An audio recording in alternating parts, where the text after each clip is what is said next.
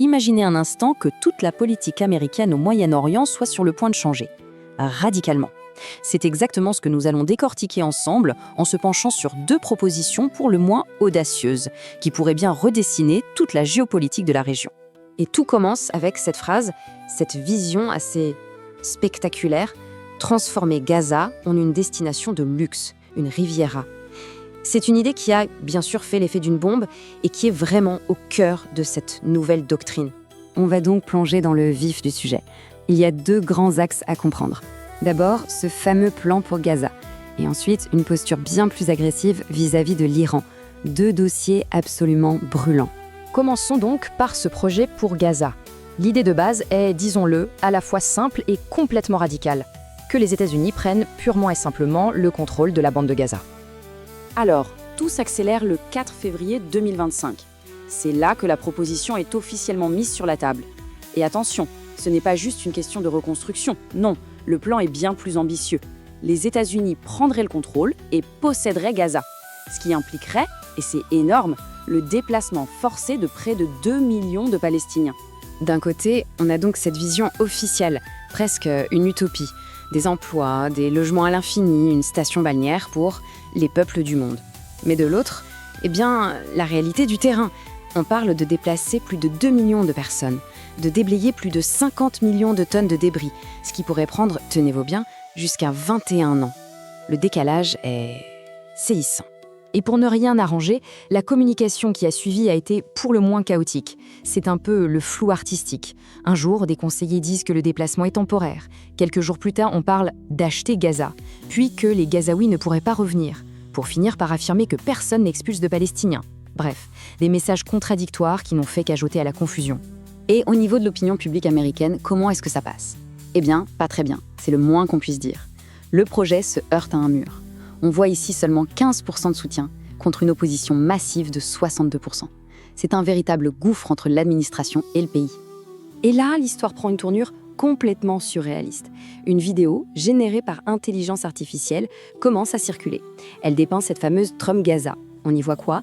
Un Trump et un Netanyahou au soleil, des hommes barbus en bikini, une statue en or de Trump, et même une figure qui ressemble à Elon Musk se faisant doucher par des billets de banque. Oui, c'est particulier.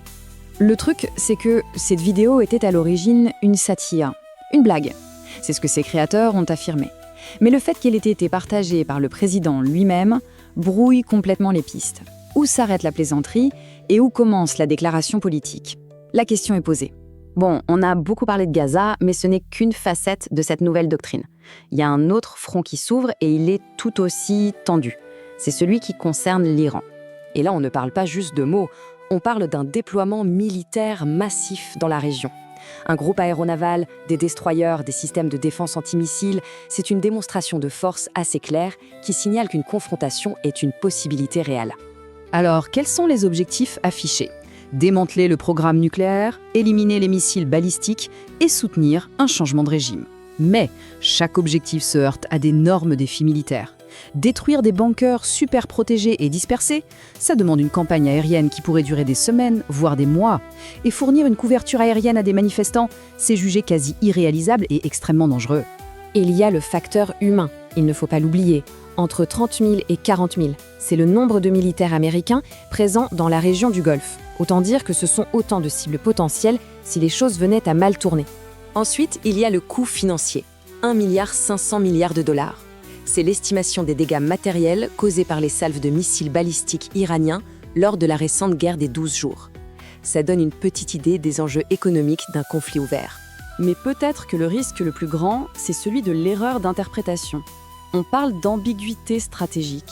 En clair, avec tout ce discours sur un possible changement de régime, l'Iran pourrait percevoir la moindre frappe américaine, même limitée, comme le début d'une guerre totale pour les renverser. Et à partir de là, toute désescalade devient extrêmement compliquée. Ok, maintenant qu'on a vu le volet iranien, revenons un peu sur le plan pour Gaza. Parce que, évidemment, un projet aussi radical a provoqué des réactions très fortes un peu partout dans le monde. Du côté du gouvernement israélien, le soutien est lui sans équivoque.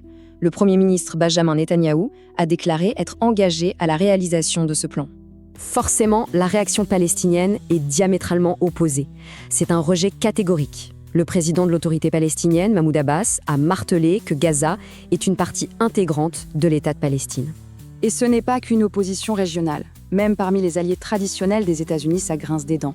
Le chancelier allemand Olaf Scholz, par exemple, a qualifié tout plan de réinstallation d'inacceptable. Et c'est un sentiment assez partagé en Europe. Alors, pour y voir plus clair, regardons les détails du plan américain, le Great Trust. En matière de gouvernance, on parle d'une tutelle multilatérale mais dirigée par les États-Unis. Concernant la population, l'idée est une relocalisation présentée comme volontaire avec des incitations financières. Le financement, lui, reposerait sur des partenariats publics-privés. Le point crucial, son statut. Ce plan a été purement et simplement rejeté par les États arabes qui ont avancé leurs propres propositions via l'Égypte. Bon, alors, si on prend un peu de recul, que peut-on en conclure? Clairement, avec ces deux initiatives majeures, l'une sur Gaza, l'autre sur l'Iran, on entre dans une période d'incertitude maximale pour toute la région. Les analystes et les observateurs pointent une série de risques vraiment critiques. On parle d'une possible déstabilisation de gouvernements alliés, comme la Jordanie, de l'effondrement potentiel de traités de paix qui existent depuis des décennies avec l'Égypte et la Jordanie, d'un risque très élevé d'erreurs de calcul militaire avec l'Iran, mais aussi, plus fondamentalement, de la fin de toute prétention américaine à soutenir une solution à deux États, et enfin, d'une condamnation quasi unanime pour violation du droit international. Ce qui nous amène à la question centrale. Est-ce qu'on est face à une nouvelle approche, audacieuse, qui pourrait vraiment amener la paix et la prospérité, ou bien est-ce un pari extrêmement risqué, un coup de poker qui pourrait déstabiliser la région entière? Au final, la question reste entière et elle est fondamentale. Ce nouveau projet, est-ce un plan pour la paix, ou est-ce au contraire la recette d'un conflit perpétuel? Difficile de le dire, mais une chose est sûre, l'avenir de toute une région est en jeu.